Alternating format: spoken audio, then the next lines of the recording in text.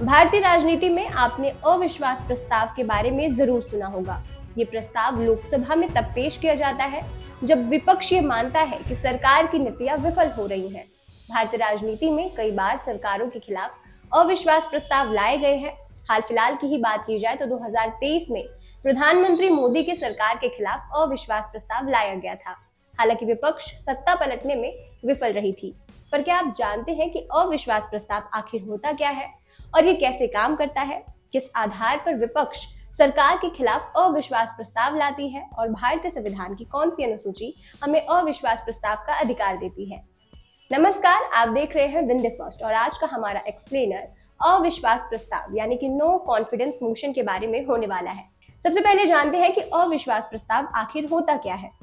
अविश्वास प्रस्ताव एक राजनीतिक प्रक्रिया है जिसमें विपक्षी पार्टी सरकार के खिलाफ अविश्वास व्यक्त करता है। आसान भाषा में कहे तो जब विपक्ष को ये लगता है कि सरकार ठीक से काम नहीं कर रही, जनता की समस्याओं का समाधान नहीं कर पा रही या संसद में बहुमत का समर्थन खो चुकी है, तो वो अविश्वास प्रस्ताव लाते हैं।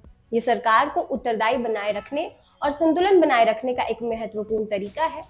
ये प्रस्ताव लोकसभा में लाया जाता है और इसका उद्देश्य सरकार को बहुमत साबित करने के लिए मजबूर करना होता है। इसे लोकतंत्र का एक महत्वपूर्ण हिस्सा माना जाता है क्योंकि ये सरकार को जवाबदेह बनाए रखने का एक तरीका है। ये प्रस्ताव तब लाया जाता है जब संसद के सदस्यों का बहुमत अब मौजूदा सरकार या उसके नेताओं पर विश्वास नहीं करता। इस प्रस्ताव के जरिए सरकार की लोकसभा में समर्थन की परीक्षा होती है। यदि सरकार अपना बहुमत साबित कर देती है तो सत्ता कायम रहती है और अगर सरकार बहुमत साबित नहीं कर पाती तो उसे इस्तीफा देना पड़ता है। अविश्वास प्रस्ताव की प्रक्रिया। अविश्वास प्रस्ताव भारतीय संसद के निचले सदन में पेश किया जाता है, ना कि ऊपरी सदन में। अविश्वास प्रस्ताव के लिए कुछ नियम और कानून बनाए गए हैं जिनका पालन करना बहुत जरूरी है। पहला, प्रस्ताव पेश करना। लोकसभा का कोई भी सदस्य अविश्वास प्रस्ताव पेश कर सकता है। प्रस्ताव पेश करने के लिए संबंधित सदस्य को लोकसभा के स्पीकर को लिखित सूचना देनी होती है। प्रस्ताव को रखने के लिए कम से कम 50 सदस्यों का समर्थन जरूरी होता है। ये सदस्य प्रस्ताव पेश करने वाले सदस्य का समर्थन करते हुए अपनी उपस्थिति दर्ज करते हैं। दूसरा, स्वीकृति। जब सदस्य ये प्रस्ताव पेश करता है तो लोकसभा के स्पीकर ये तय करते हैं कि प्रस्ताव को स्वीकार किया जाए या ना।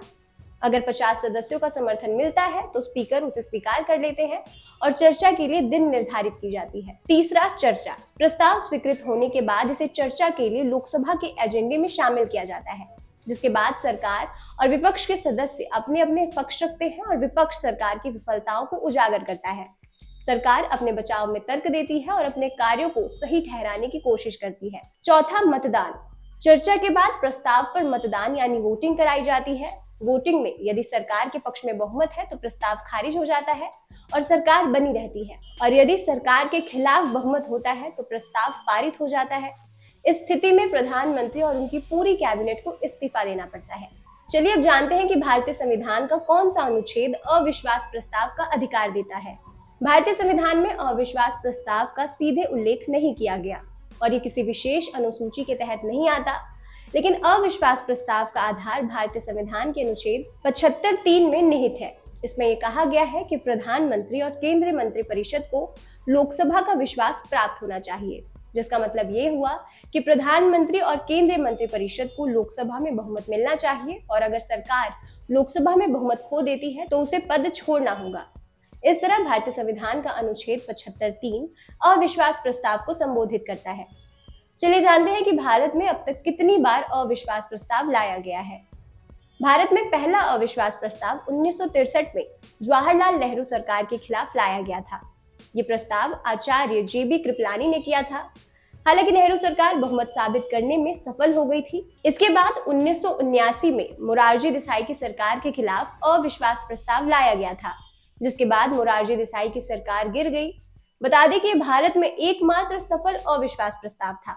इसके बाद 1980 से 1984 में इंदिरा गांधी के खिलाफ, 1987 में राजीव गांधी, 1990 में VP सिंह, 1999 में अटल बिहारी वाजपेयी, 2008 में मनमोहन सिंह और 2018 और 2023 में नरेंद्र मोदी की सरकार के खिलाफ लाया गया।